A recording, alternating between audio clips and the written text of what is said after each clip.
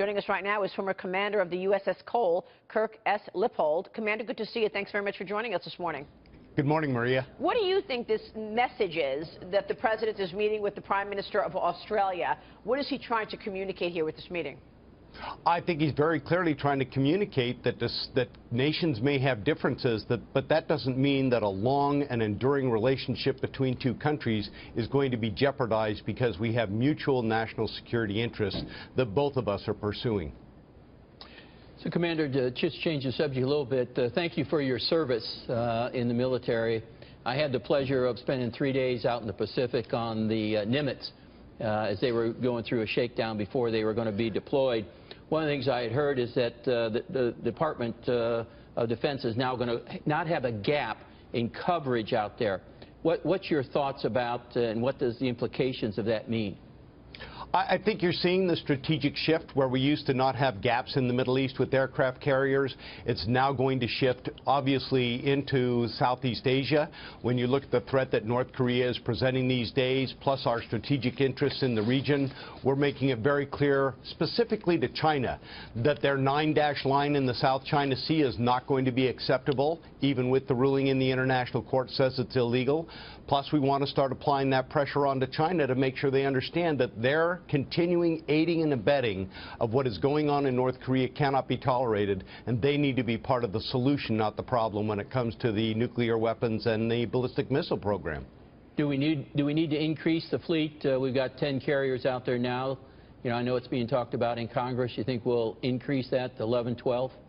Well, even if we did, to build an aircraft carrier, it takes 5 to 7 years to do that. And so I think that we need to push out. It would be good to have another aircraft carrier out there. We have looked at deploying one further than Hawaii, going out and actually basing an aircraft carrier in Guam. I think there's a lot of merit in considering and potentially doing that. It's going to send a strong signal, especially to our allies in the region. We're willing to invest billions of dollars because our strategic interests lie out there with you, not just starting at the west coast of the United States or Hawaii. Yeah, but is China doing enough? I mean, Rex Tillerson is cracking down on pressure on China for North Korea. The Secretary of State called on China to implement existing United Nations sanctions in order to target North Korean business. Listen to this. I want to get your reaction, sir. We've told them we're watching what you're doing. When we see you not implementing, we see companies or we see individuals that are violating these sanctions, we're going to contact you. We're going to ask you to take care of it. If you can't take care of it or you simply don't want to take care of it for your own internal political reasons, we will. We'll sanction them through third country sanctions. Is this pressure working, Commander? We don't know yet, Maria. I think what you're going to see is this is absolutely the right message.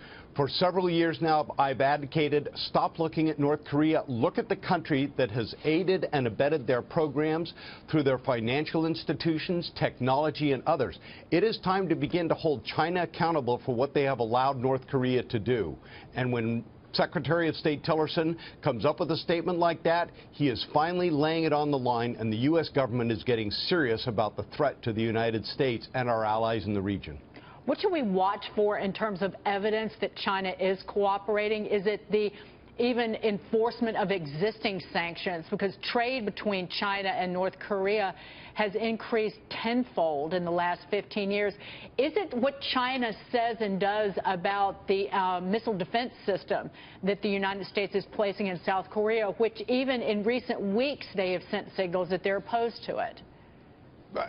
Action speaks stronger than words, and I think we are going to very closely start to monitor those companies and those institutions that are involved with the Chinese government, and we are going to hold them accountable. It is time to stop the talk and it's time to say China must start obeying these United Nations resolutions to a T.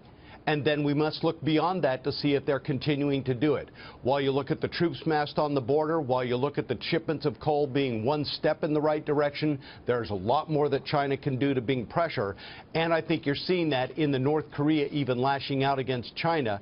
But that's just talk. Again, actions are going to be where it gets measured and where the rubber meets the road in this instance. Yeah. Well, at least they are really showing that they're going to be watching accountability. I mean, what Rex Tillerson just said. Perfect.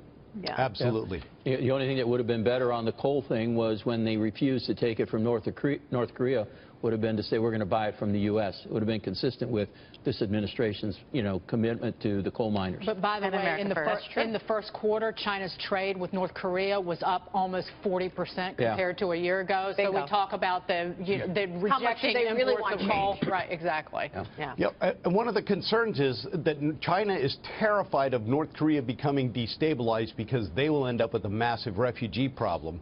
They also don't want a nuclear problem because the winds directly blow into their territory first. So they've got a vested interest in solving this on their doorstep before we have to engage, especially militarily. Right, and on their terms. Commander, good to see you, sir. Thanks very much for weighing in this morning. You as well. Thank you, Maria. Commander Kirk Eslepol joining us there. We'll take